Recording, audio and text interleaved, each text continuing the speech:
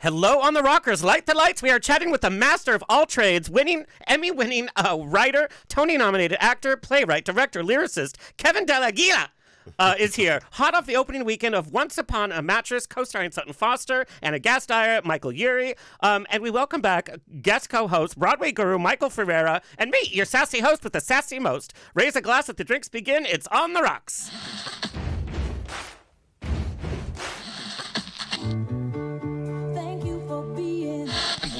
Life is a banquet, and most poor suckers are starving to death. I'd like to propose a toast. This is On the Rocks with Alexander, where I drink with your favorite celebrities as we talk about fashion, entertainment, pop culture, reality TV, and, well, that's about it. So pop a cork, lean back, and raise a glass to On the Rocks. Fasten your seatbelts. It's going to be a bumpy night. Buttons and bows and pantyhose, On the Rocks podcast, the place where we're too glam to give a damn. Things I'm grateful for, this beautiful Los Angeles weather. Things I'm not grateful for, the lady with the huge teased hair sitting in front of me at opening night of Once Upon a Mattress. Her hair was so big. I was like, excuse me, lady. Follow us on Instagram and TikTok at On the Rocks on Air, and on Facebook, On the Rocks Radio Show. Send me an email, book me for a pride, wedding, funeral, quinceañera, bris. I don't care. I'll show up. Info at ontherocksradioshow.com. Send us your comments, your guest request, and your guest questions. The show's presented by Straw Hut Media. You can watch and or listen to our now over 389 shows for free at ontherocksradioshow.com. You can watch us on Apple TV, Roku, Amazon Fire TV on the Outlet.tv app, Facebook Watch on GED Magazine and I Love Gay LGBTQ, streaming with pride on SVTV and on Channel 31 in Boston. Hi, Boston. We proudly tape at UBN Go Studios, your one-stop place for podcasting. All right, let's get the show on the road. Returning to On the Rocks, Michael Ferrera has over 20 years experience working in the LGBTQ nonprofit community. Having attended the Paris Summer Olympics, he is currently spearheading a new organization, Our Athlete Fund, that will help support LGBTQ plus elite athletes as they train for collegiate, national, and international competitions while providing a safe and inclusive space for the athletes and fans to gather and experience those competitions live. And Pride House is coming to West Hollywood for the next Olympics, so got to get in shape for that. Michael had an early career in the theater from the age of 7 and has continued his love and support for the theater by keeping it central in both his personal and professional lives. He has seen just about every single Broadway show every year without fail and has rubbed elbows and other body parts with numerous personalities from musical theater. Please welcome back Michael Ferrera. And you actually got to see Some Like It Hot, and you saw Peter and The Starcatcher, which our guest we have a long-term relationship going on as a fan and talented performer. So yeah, definitely saw Peter and The Starcatcher. Yeah, absolutely. So I want to know, going back to Broadway post-COVID, how is the energy different? You know, it's interesting because I've actually picked up like this hunger for it, and I know that there's a lot of talk about how expensive the tickets are and how that keeps people out and so forth, but I kind of think the shows go on the road a lot more than they used to, and they go with the great cast. They're not, like when I first moved to LA, we got you went and they did TV stunt casting. You got they came up the street from, Bosom Buddies and did the show, so you're now we get this cast. Look at this cast. It's full of incredible stars, incredible talent, people that have been in a lot of shows and have a lot of experience. So, I think theater's kind of really hot across the country. And so, I don't know. I think maybe Broadway's just that sort of it's the North Star.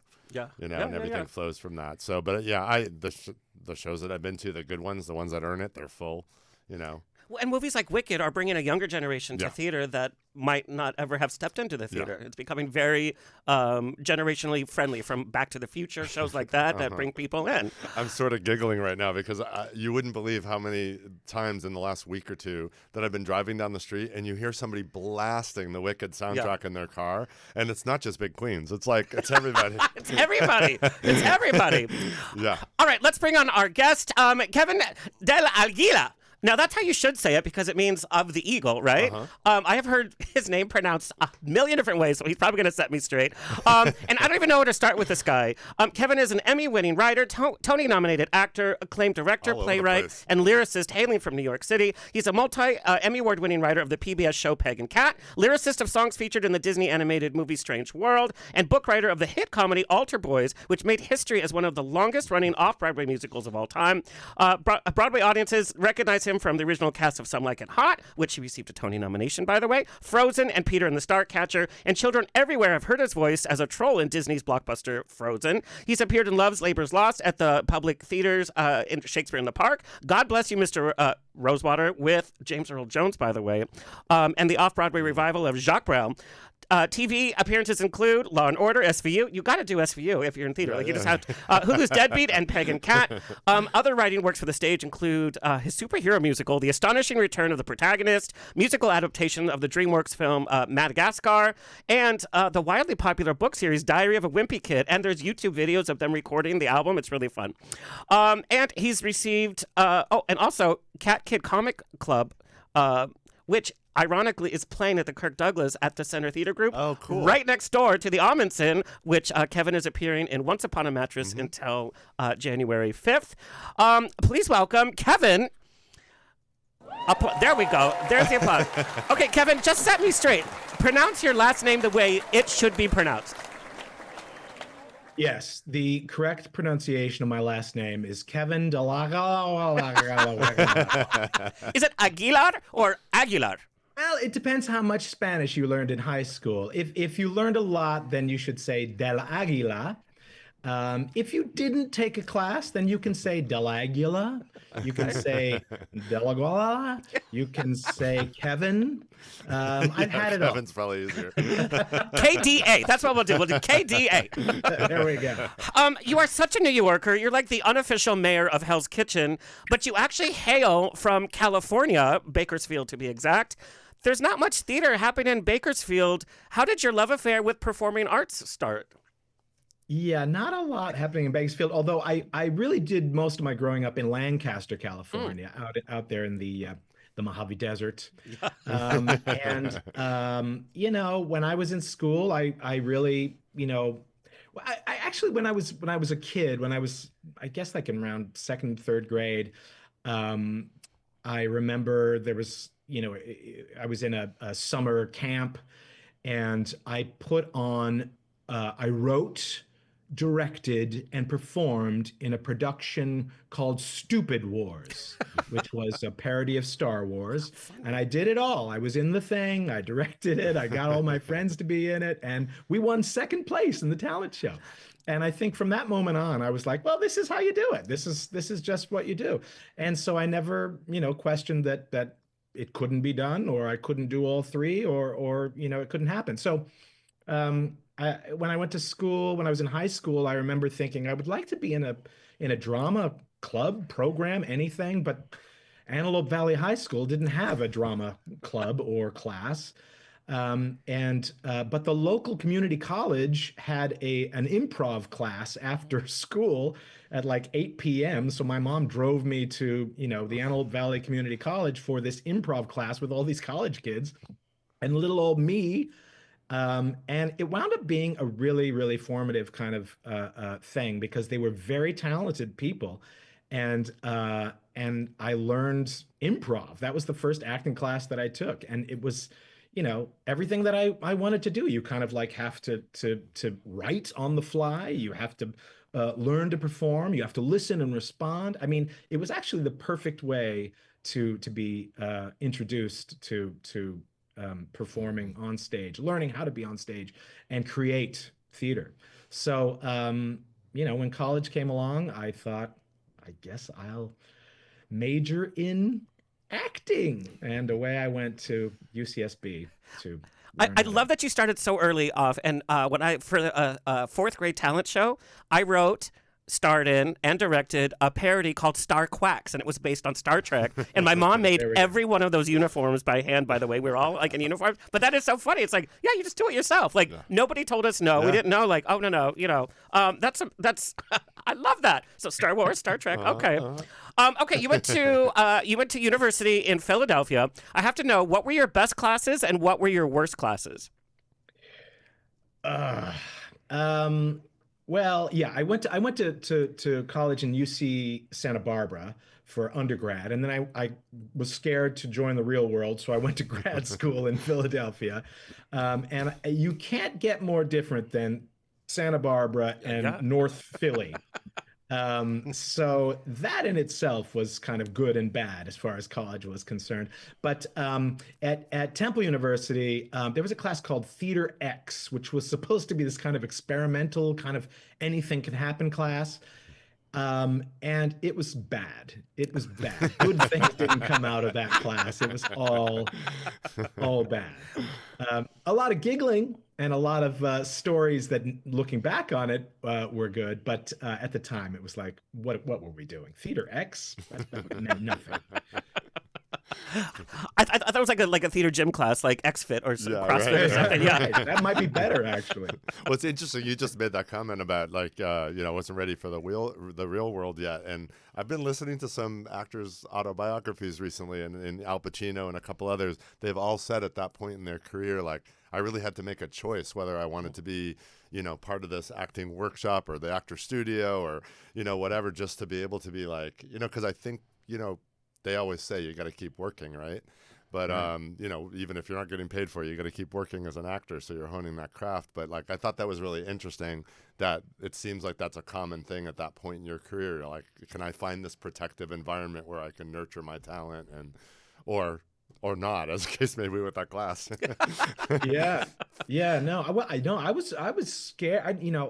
I was really scared of even majoring in theater because I thought, do people really make a living doing this? Is it possible? And of course my parents were a little concerned about that as well. Although my father was really, he said, a lot of people go through their lives, trying to find what they want to do. You're lucky, you know what you want to do, so go do it. So he was very supportive. My mom, on the other hand, was like, what are you going to fall back on? So, well, I mean, you made them proud. I mean, look at your resume. Yeah. It's like, oh, I'll just do that and that and that and that and that and that. Yeah. Now we share coming out stories on the show. So, Kevin, I want you to share your coming out as straight in theater. Like that's a story. Yeah, that is a story. For a man in the musical theater, being straight. You're all suspect, Yeah. That's right, exactly. But what was it like being the straight guy in theater growing up? Yeah, I mean, I think we're out there. The straight people are out there. Mm-hmm. We're there, and we're proud allies. And I think being in the theater, it's the funny thing is that you get to meet so many different people of different ethnicities, different sexual preferences, different, just everything. And I don't think that the majority of people get to have that kind of contact with those people, that kind of experience with people, and that kind of realization that we're all the same. We're all going through the same stuff in our own ways, and that level of empathy that comes with that level of understanding, that level of love that comes with that, when these people become family with every production, and so I think being in the theater and meeting people of all stripes and colors and shapes has been one of the kind of wonderful things about it, is that I've gotten to meet and learn from so many people. So well, and as a parent, I mean, that's an amazing environment to come out of, because you share that kind of sense of inclusivity and being open-minded. And I think our younger generation is going to save us, because they don't have these weird norms like we had growing up in terms of sexual identification, gender fluidity, masculinity and femininity. These younger generation, they just make up their own rules and they don't give a crap. It's great because like we grew up in the theater world. I think sometimes we ask those questions as gay guys that were in theater, because like for me, that's where I met the first men that I felt would accept me.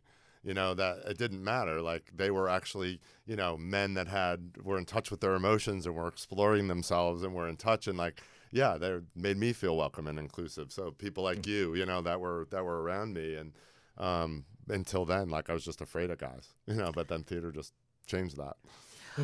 So Kevin, after grad school, you moved to New York. You're moving to the Big Apple. I have to know, what were those early audition years like? This kid who went to school from Philly is now in the audition room. I mean, this was pre-internet. This was, you had to get a voicemail number. That was the most important thing. You need to get a voicemail. and you need to, read Backstage magazine every week and go to every open call and stand in line out in the freezing cold. It was kind of brutal. Like nowadays, there's like virtual lines, and every question you have is answered online. Whereas when I was in New York, it was like everything seemed like it was like conducted through rumors and the grapevine, and like you would just find out about things as you went along. And I always felt like completely clueless. I had no idea what I was doing, where I was going, who I was meeting, who I was auditioning for. It was the Wild West as far as I was concerned. And when I first got out there, they looked at me and they said, "You're a young character actor. You're going to have a great career in 20 years. Nobody needs a young character actor now." Right. And I was like, well, what am I supposed to do for 20 years? Like, and the answer, ironically, was two things. First of all, children's theater.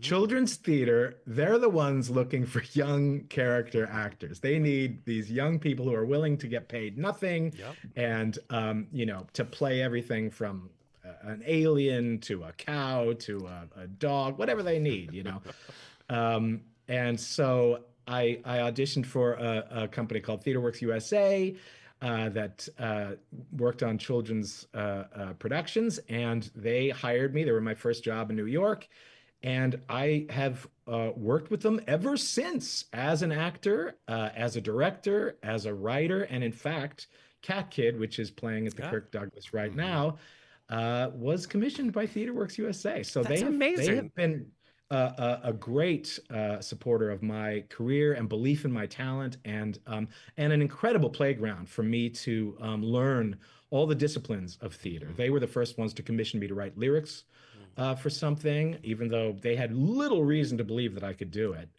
And they just continued to believe in me and support me, and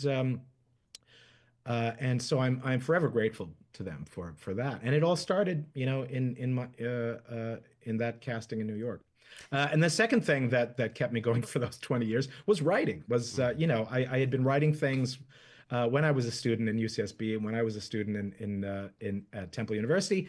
And when I got to New York, me and my unemployed actor friends, would just look around and they'd say, "Let's put up some of your stuff. We got nothing else to do. Let's self-produce this.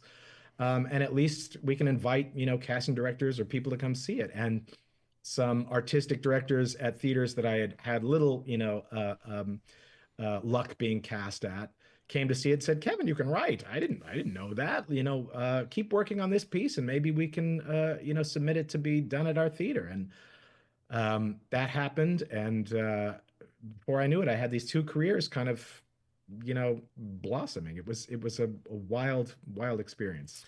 Well, and I've heard you talk about those early years, and it's like it's a page out of like Charles Busch's life, where you have your unemployed friends and you just mount whatever show. And again, there's nobody telling you no because you're doing it yourself. And I just love that kind of energy. And I think, our younger generation of actors should do more of that, should explore all sides of theater, from the writing part of it, the acting part of it, or just do your own damn thing. I think a lot of us just wait for opportunity to come. It's like, no, you have to make your own opportunity.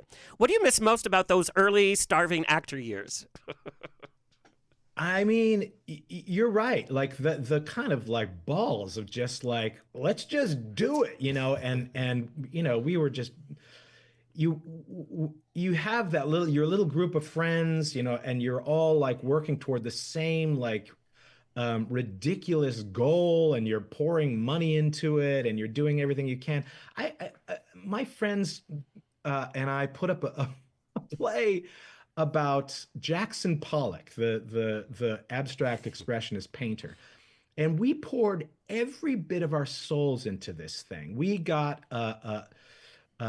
we rented a basement in Brooklyn, and we would rehearse and smoke and drip paint all over the place. And we rented this theater in Soho, and we were going to put up this big show. We got a set designer who went off to upstate New York and started designing like Jackson Pollock's barn studio, like a real like big replica of it. He was the most successful among us because he'd been working for the Conan O'Brien show at the time.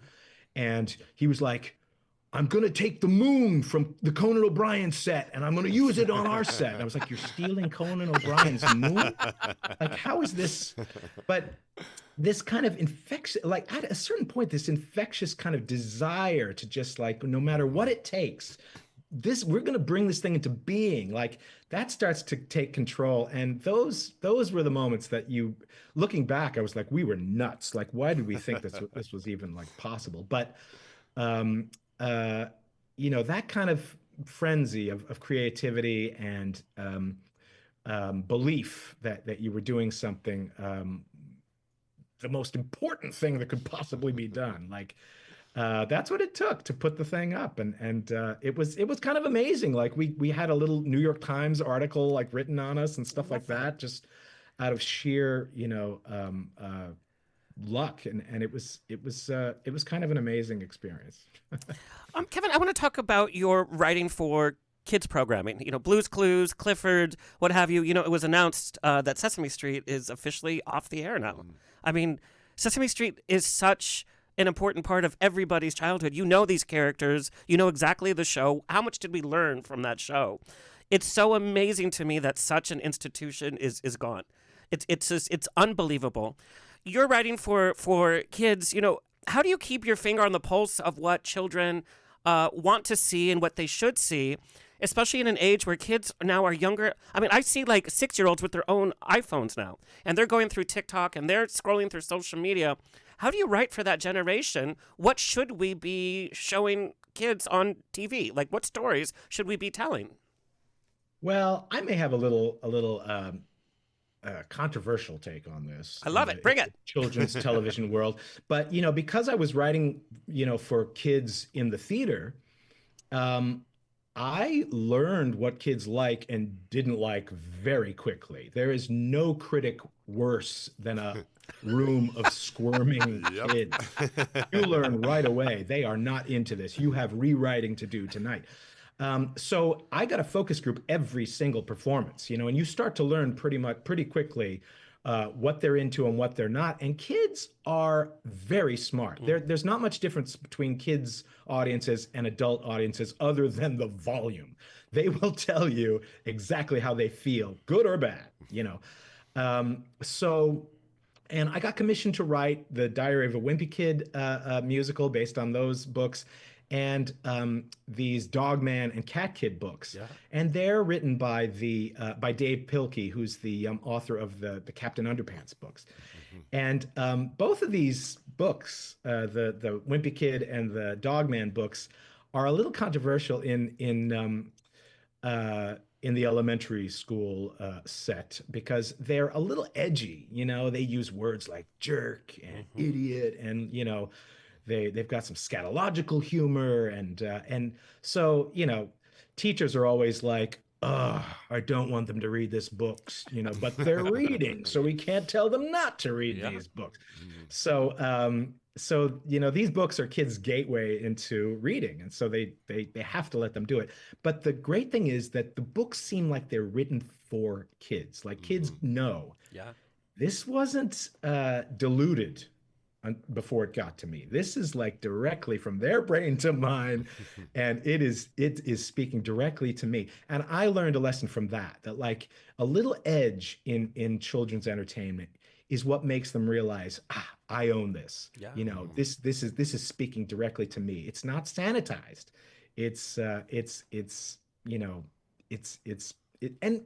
Kids understand play. They do it all day in the recess, and the recess field. And so, you have a bunch of like adults running around playing on stage. They get it. They understand, that language. And so I think those experiences made me kind of, when I first was asked to write for children's television, like I just brought all of that into it. And they said, Kevin, gosh, you have a knack for this. And I said, I guess I do. I didn't realize it, but my name kind of got thrown around pretty quickly after that. And you start to realize that, you write these things with jokes and this and that, and then it gets sent to the the censors of children's TV, and they just take away everything good about it. Everything, anything the least bit, dangerous or dangerous, I say.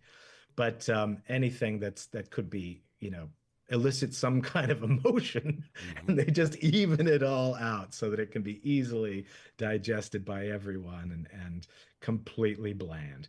So, but I did work on a few shows, where that wasn't always the case. The Peg Plus Cat show was a great show on PBS. It was this, little kid and her cat, and they were literally living out, math problems, things. And it was produced by Fred Rogers, but they were very kind of lenient with they wanted it to be funny. They wanted it to be, wacky. And so you could get jokes by, and it was a musical. Like you would write all of these like songs and stuff like that. And to kind of, get all the math to go down a little easier. And it was it was a fun experience because you were like, oh, these are like genuinely fun, funny shows that kids are enjoying. So. Well, and I understand. I think Sesame Street will show up again, but because they were very good at that, Yeah, 100%. And I understand Once Upon a Mattress, you guys did a performance for youth, and from what I understand, it went extremely well, which is interesting for such a classic piece. I know it has an updated book, but still, it's a very classic piece. Yeah. But I hear that performance was amazing. Yeah, the decibel level of them screaming and going wild was great. And yeah, they really like responded to it. Like I sometimes you're wondering, like, are these like dusty old jokes gonna go over with these kids? But yeah, weirdly, like they were getting everything,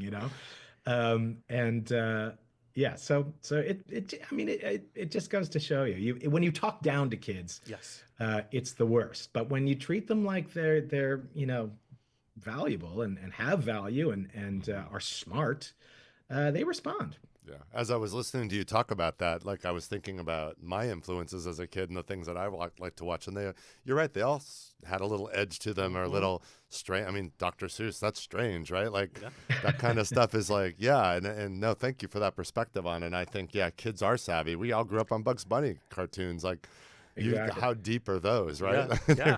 Yeah. And I think kids knew that too, that there was much more going on than what was just obvious. Oh, I grew up reading Mad Magazine and like all of those Yeah. like Yes. completely like, now I look back and I was like, I shouldn't have been reading that. They were naughty.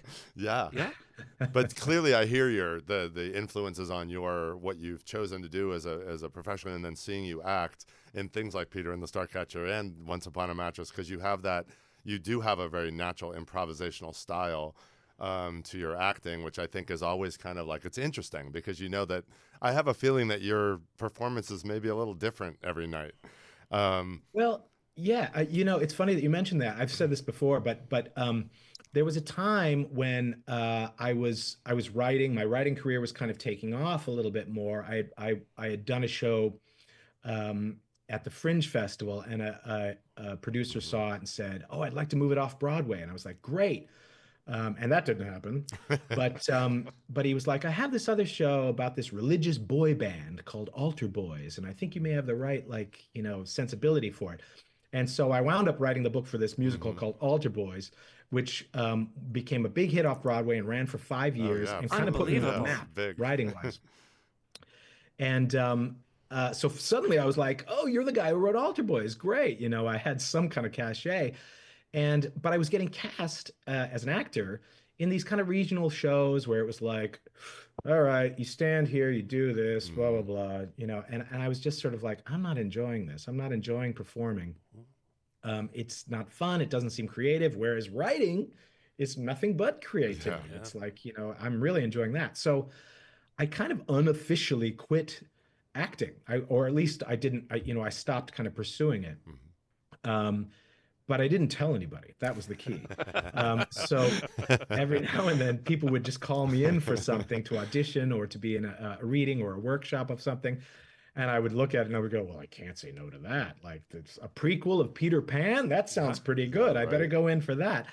And so I went in and I was part of this Peter and the Starcatcher show downtown at the New York Theater Workshop. And before you knew it, it like moved to Broadway, and I was in this amazing company of actors who were all so funny and So so funny. Yeah. creative and so amazingly smart and just amazing. And the show itself was very playful, Hmm. and it just reinvigorated my love of performing. That group, that show, that experience, it was all just so, it kind of unlocked exactly what you're saying, this kind of feeling of like it's play and it's Hmm. fun, and that's where it should all come from. It should always be like that, you know. Even if you're in a drama, there's a, you're playing, you know. So that show was very special to me because it really like complete completely brought me back to the roots of loving being on stage and performing, and realizing that there is creativity in performing. It's not just you know, an interpretive art form. There is a creativity within it. You know, Hmm. Christian Borle, the actor Christian Borle, Absolutely. was playing the Captain Hook Hmm. character, and I was Smee to his Captain Hook. Yeah. So I got a front row seat to his Tony-winning performance in this show, and it was just a master class to watch because he was really like he would just throw wild things out there every night and make me laugh constantly on stage, and it was a great experience. Yeah, good point. Because yeah, like when I made that comment to you about you, I think about Christian Borle because whenever I see him act, it seems like he's playing, and you too. Like in this show, Once Upon a Mattress, I remember you when you played Smee, like you are playing, and it's great, you know, because the child is there. So Yeah. it's kind of consistent, right? The child seems to be always there with you, so makes sense that the children's theater is such a big part of your talent. Kevin, you've been personally involved and you've seen this evolution of theater as it relates to inclusivity and diversity. You know, you being a minority actor, we're seeing gender and racial swapping. We're seeing an increase in queer representation. What's your take on this evolution? Because, you know, people are saying, oh, theater has become so woke now. It's just like, you know, castings all over the place. What's your take on that? Because you are personally involved in this kind of evolution. Yeah, I mean it's a I think, you know, after the pandemic there was a big um push to really kind of right the scales. People were realizing that um you know, things had not changed in certain ways, and people weren't in the rooms that made that change, and there needed to be a kind of revolution in getting people that were underrepresented in those rooms so that new stories and new casting and representation could actually happen and not just be a box that was checked by the people that were constantly, you know, checking those boxes without real meaningful change happening. So I think that push was made, and I think in many respects it has made a difference. I think to producers and the people kind of in charge, to their credit, I think they many of them made a big uh, an honest attempt to make those changes happen. And I think you see that in certain in many respects. Um, this last couple of years, I've been involved in two shows that really kind of opened my eyes to those things. One was Some Like It Hot, which was Yeah. um, you know, the old movie, but with a modern kind of take Yeah. on gender identity, and the way that was met was really interesting because it was met with a lot of skepticism on one hand, Yep. because people were looking at this kind of, is it another one of these man in a dress comedies, which we do not need any more of? And other people were like, no, an interesting modern take and telling a story that needs to be told right Yeah. now. Beautifully done. I feel like it landed right in the middle of that, you know, that kind of firebrand discussion of all of that. And in some ways it was a victim of that, and in other ways it was kind of a harbinger of that, you know. Um, but I thought it was a really bold and brave thing for the producers to put that show on in that way. And it had it was written by Matthew Lopez. The book was written by Matthew Lopez, who I got involved in the show in a very weird way because I was called to sing on a demo of it that Mark Shaman was writing the music for. Well, and I understand that demo didn't go quite the way you wanted it to go. Is that a true story? That's an absolute true story. I was in Disney World and I got this text saying, "Hi, I'm Mark Shaman. Will you record a demo for this Some Like It Hot musical?" I was like, "I don't know who you are. I mean, I know who you are. I know you but I've are, never but- met you." And I was like, "Absolutely, sure." So I spent my whole vacation learning this ridiculously hard song, singing on the teacups and. Wow. I went in there and I sang it my best and I made a lot of mistakes and I started losing my voice and I was like, well, I blew my shot with Mark Shaman. But God, how nerve-wracking. Right? Yeah. But a few What came months first, later, Frozen or if Frozen's later, right? Frozen was earlier, actually. Oh, it's Frozen. earlier. Okay. So is that where the relationship started to form? And I that's how think you're... the casting director, Bernie Telster, I think he forwarded my name to him. So that's where he got my details. But yeah, luckily he contacted me again and said, we rewrote the song. Come on in. I want you to sing this. And while I was there for that demo, Matthew Lopez, the book writer of the show, was there. And he looked at me and he said, I'm thinking of making this character part Latino. And I was like, oh, like me. I'm half Latino. My mother was from Liverpool and my father was from Peru. And he was like, yeah, I think it'd be an interesting thing. You know, this whole show is about this sort of duality of things. And it'd be interesting if your character had a duality that went with that theme as well.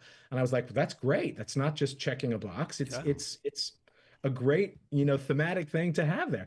And so that's what he did. He wrote this character and it kind of comes out in the second act that he has this, other side to him.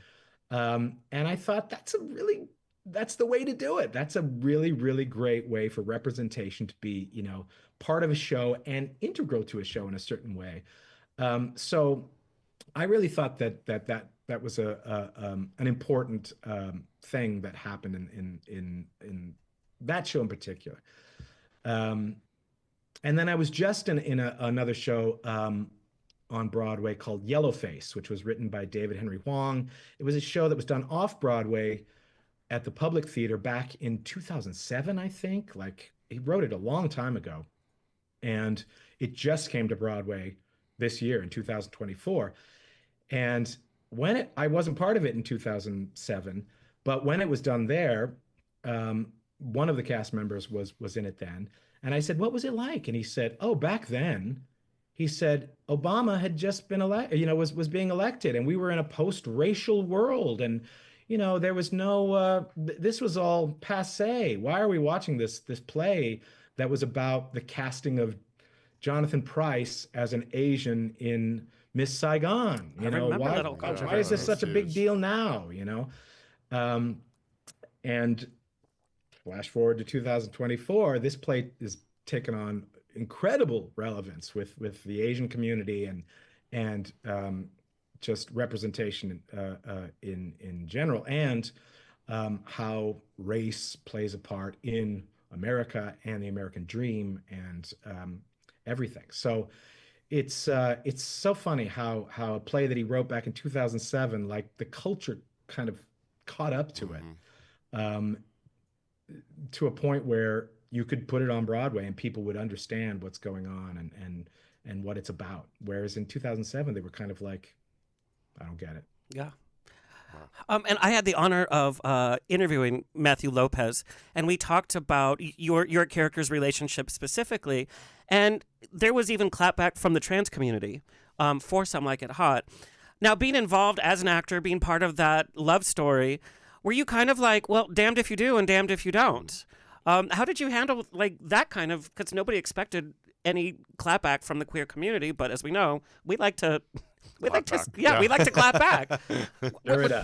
Was that frustrating for you? Because it's like, look what we're doing, look what we're bringing to Broadway, look what we're bringing to the storyline, and still people had an issue with it from the community.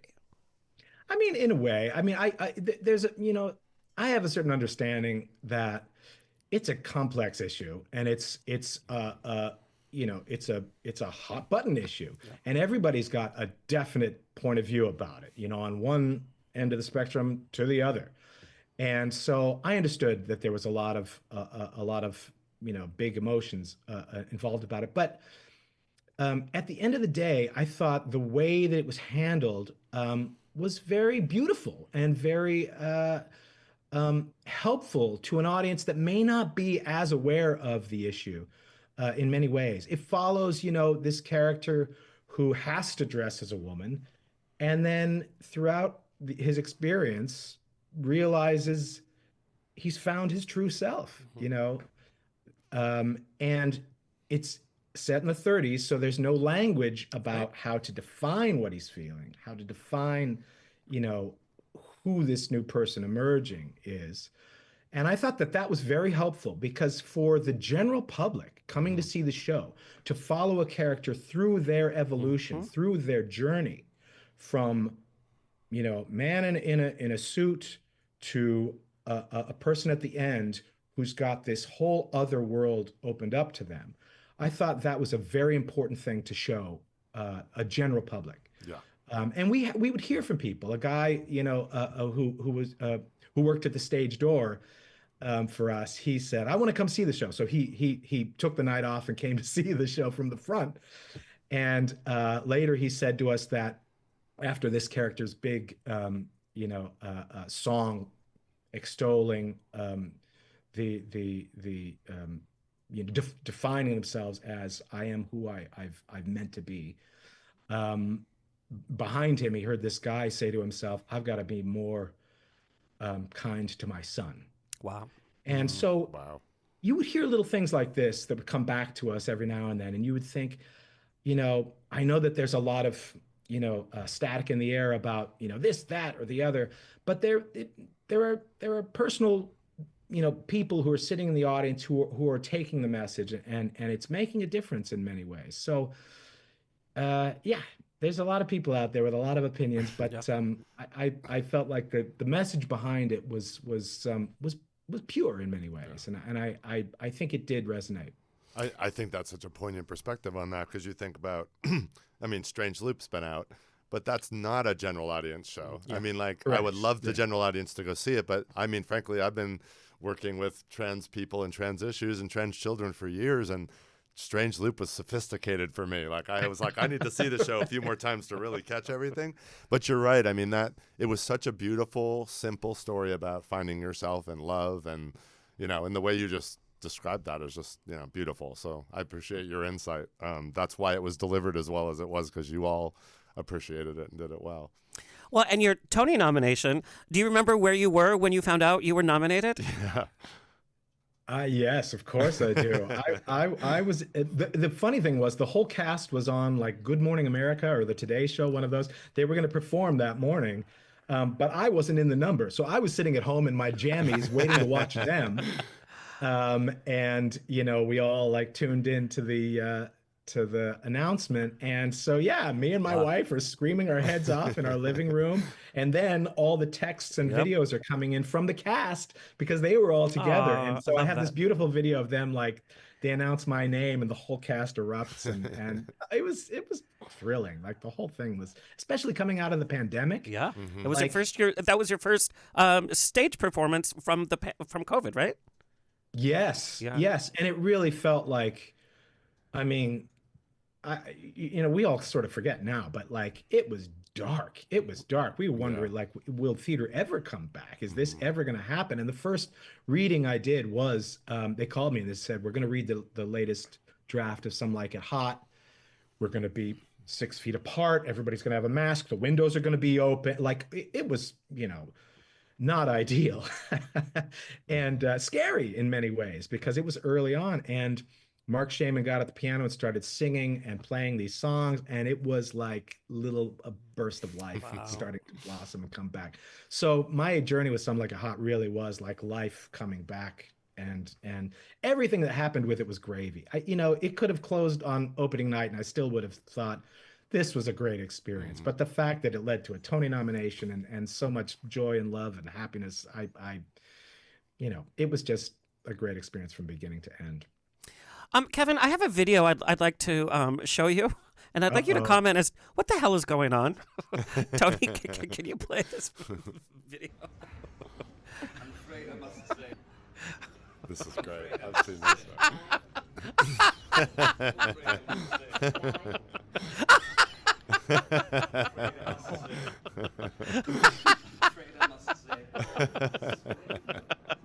Okay.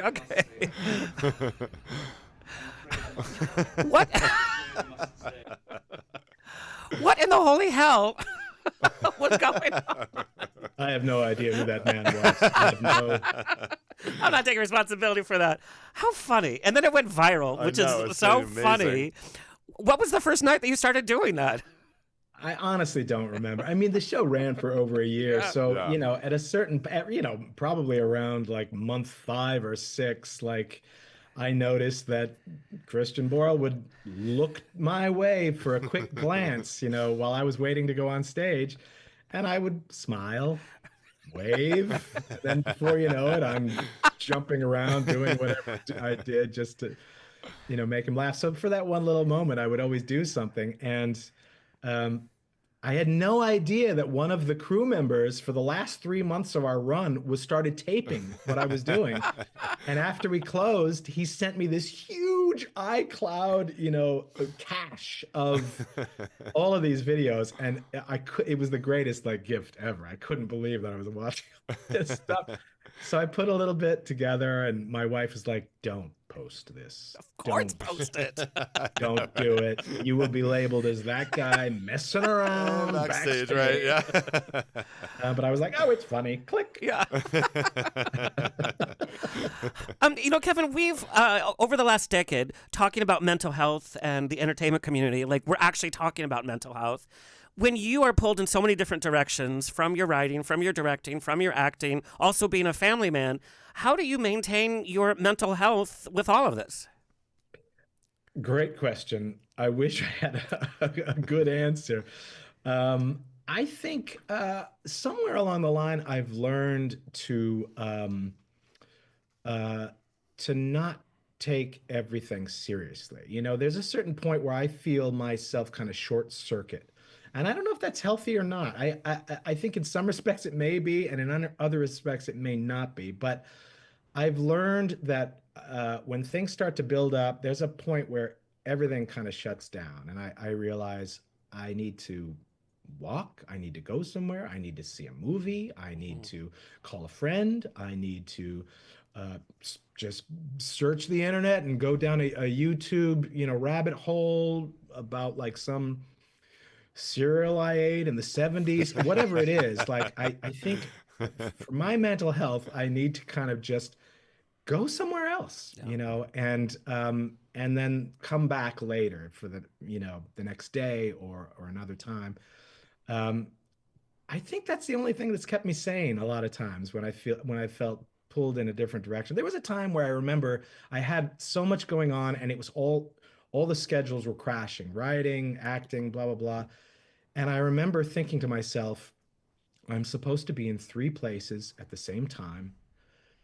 2 people are going to be really upset with me because I can only be in 1 place. Yeah. So what do I do? And I remember thinking, I'm just going to have to be okay with this. Yeah. And I'm going to have to tell them what's going on and tell them, this is the situation. Bear with me, please, and we're all going to get through this together. And, you start to realize it all works out. It always works out, and it will work out. Well, it's not even just about being in 3 different places at the same time. As creatives, there's that whole emotional and mental energy when you're being creative, from start to finish, whether you are interpreting a character, whether you're sitting down to write. That's exhausting. Yeah. It's not just clocking in, and doing data entry. That is a whole toll in itself. Is just being creative is tiring. Once Upon a Mattress, you play the wizard. It's now playing at the Amundsen until January 5th. All-star cast. Are you doing shenanigans? I mean, you have Anna Gasteyer, who's like SNL shenanigans. Michael Urie, who's I was able to chat with Michael last week. He's so fun as well, and of course Sutton Foster. Are there shenanigans happening backstage? Not from me. I'm the new guy on the block, so I didn't do the show on Broadway. Right. The wizard from Broadway, Brooks Ashmanskas, he couldn't come out, so they said, Kevin, you're our new wizard, and so I got very little rehearsal time. I was going to ask. I landed here. They put me in a wizard's costume and pushed me on stage. So wow. I'm still kind of finding my way. But this group has been together, so they're running around doing shenanigans around me constantly.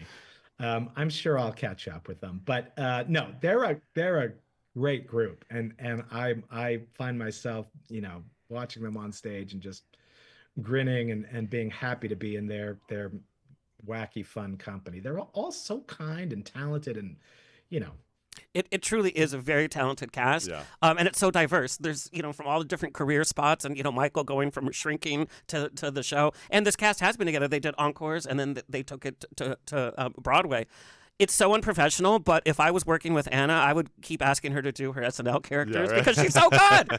And then her Capital One commercial is now showing where they do their podcast people. Yeah, she surprises people a lot because people and don't her voice know. is amazing. They don't know how talented she is, but I know. I said to her, I saw you as Elphaba in Wicked. Yeah, people don't realize. Yes. Yeah, I had to tell somebody that I went to the show the other night. Anna Gasteyer was Elphaba. Yeah. You're seeing a cast that is like that's a top-notch cast from top to bottom. Really when I first heard her sing, she was doing a show at Catalina, and I bought tickets because I was such an SNL fan, and I thought she was going to do her characters and all that. And I was like, oh, well, she sings? Okay. Blew me away that right as I bought tickets for the next night to go back because she was such a great storyteller. Mm-hmm. She sang Book of Love. And the way she interpreted it, and she dedicated it to her daughter, and it was just like tears. Once Upon a Mattress, like we said, is a classic musical. But when I was at the show, and I'm sure you experienced the same thing, older people, younger people, everybody was just laughing and enjoying it. What is it about this classic piece that still speaks to modern audiences? I don't know. I'm not sure. I mean, we're in this place where people are really interested in fairy tales. Fairy tales seem to be, kind of the thing we keep coming back to. These, whether they be the Wizard of Oz or the Hans Christian Andersen stuff like Frozen. Yep. And I think this was a Hans Christian Andersen book, right? Sure. Yes, of course.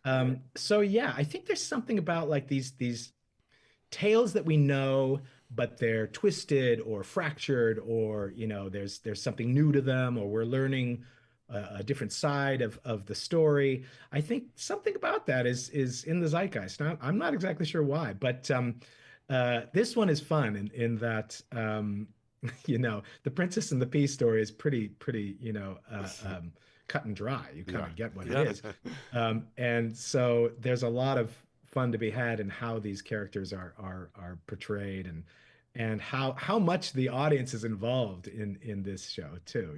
It's a very presentational, shall we say. I mean, it's so inclusive. And one of my really good friends, she's trans, she was there opening night, and her take on it was, you can feel odd, you can feel out of place, you could be like the weirdo, and you still have a place, and you are, you can still win the show, being an outcast or being seen as different. You can certainly run the show. There's a line in the show like, he's unusual and she's unusual, and maybe they can be unusual together. Yeah, exactly. Like, they were so weird together. I was so jealous of that relationship because, I want to find a weirdo too. I know, right? Yeah. Okay, I am such a fanatic, and we know that every theater actor's bucket list has to have an appearance on Law and Order SVU, and I've seen every single episode. I have to know, what was your experience on set? I can't believe you're asking me this question. So, yes, I found a body on Law and Order SVU, and I was very excited. But I had one of those lines that had a lot of scientific jargon in it. And so I didn't study the line as closely as maybe I should have. Oh, no. And I got on set, and suddenly there were all of these extras running around everywhere. And there was all of this flurry. And I suddenly got very nervous. And I thought, this is happening. Like, why didn't I think that this was going to be like this? And I had a scene with Chris Maloney, and I blew my line over and over and over again. And finally, at one point before we did one, he said, "Can we please get our lines right so we can go to dinner?" Oh, no. And I was like, he shouted it to the heavens, but it was directed at me. Oh, God. So if you ever see me on the show, you'll just see my eyes glazed over, saying these lines out of sheer fear. Do you know how many times I watched that show, and as an actor, I feel anxious because, like, you're right, there's so many moving parts. It's like, you just got to do it. And the fact that they walk so much while they're talking, it's like, no, I can do one thing. You want me to do my line or walk? You're not going to get both. It fills me with such anxiety. It's those lawyer shows. It's medical shows. The medical shows, it's yeah. like the poor thing. Like, I'm not just speaking regular lines. It's hard enough to learn lines. Man, that's hilarious, though. Kevin, with all of your experience, all the different projects that you've done, and all the other actors you've worked with, whether you've been with them on stage or you've directed them or you've written for them, what do you think the biggest challenges facing actors, stage actors, are today? Great question. I mean, I think we're still kind of finding our way into this new world. I mean, as you said earlier, people are more aware of theater than ever, and like the Wicked movie and stuff kind of help with that. And there always seems to be this kind of like desire for theater and this need for it in many ways. And yet shows come and go, like, shows that you think like, well, this has got to be a hit, like 100%. Doesn't catch on, or another one that you're like, I don't think this show is going anywhere, suddenly becomes the biggest thing ever. And so there's this kind of unknown quality to theater in general, and I think for performers, kind of navigating that is very difficult, because they're always, you never know if you're going to get cast in something that's like the biggest hit in the world, or is gonna be oh my gosh, I'm stuck in this clunker for like how long.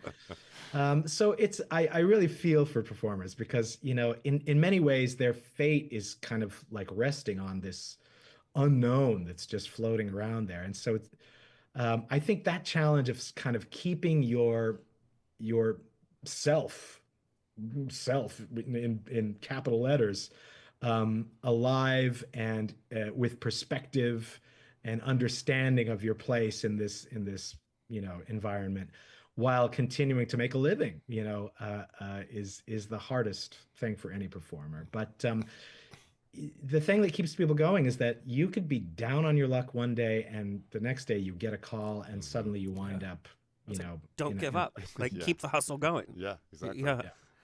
And then be careful what you wish for. You're doing 8 shows a week, right? Exactly. Well, and what a circle of life. Like, you're on stage, and literally right across the way is a show that you wrote. It's so crazy.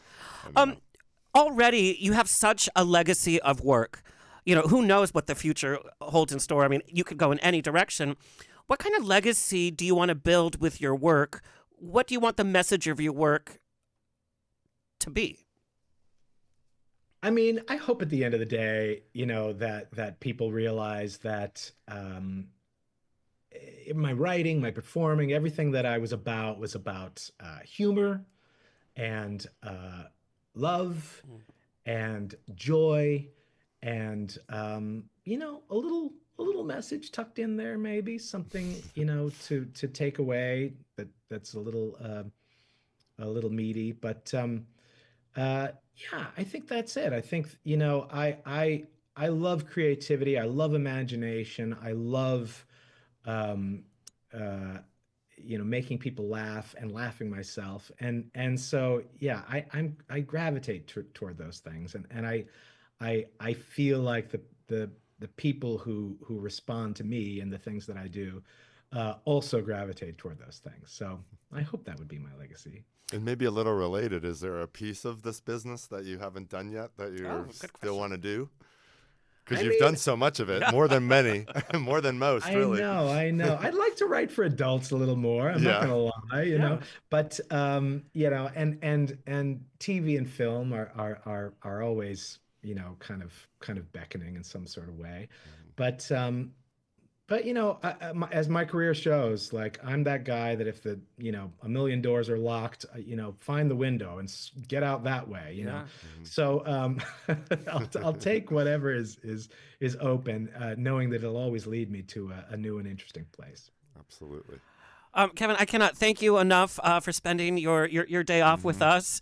And go see Once Upon a Mattress if you're in Los Angeles. It's playing at the Amundsen until January 5th. Such a great cast. Yeah. And there was not one empty seat, by the way, which was really great to see. Thank you. And final question: what's your message to your fans? My message is, to my pair of fans, please keep coming, please keep enjoying, and thank you. Yeah, thank you, Kevin. And where can people find and follow you? I'm at Kevin of the Eagle on the Insta, so they can follow me there and see that ridiculous video that you. And your website is great too, because it has everything that we need to know about you. Yeah. Yeah. You can run down my entire life on my website. Well, thank you so much. Have a great run in LA, and I think I'm going to see the show again. So I'll be seeing you soon. Absolutely. Fantastic. Thank you both. It was great to meet you. Thank you, Kevin. And that's it, folks. It's always a grab bag of fun here. You never know who's going to show up On the Rocks. Big thank you to our engineer and station owner, Tony Sweet. And thank you to my guest co-host, Michael. Michael, where can people find and follow you? Oh, you put me on the spot. I forgot. It's Michael.Ferrera on Instagram, and also, you know, my nonprofit is outaf.org and outaf. And Grindr. Okay. Please like, share, subscribe, so we can continue bringing the show to you coming your way. Until next time, stay happy, stay healthy, stay sexy. Oh, and I forgot, this is our last show until next year. We're going to take a little break. Happy New Year, everybody. So if you drink, stay tipsy. We'll see you in January. Bye-bye. This has been another episode of On the Rocks. Tweet me and slide into my DMs on Twitter and Instagram at On the Rocks On Air. Find everything On the Rocks for free at ontherocksradioshow.com. Subscribe, like, review, and share. Until next week, stay fabulous.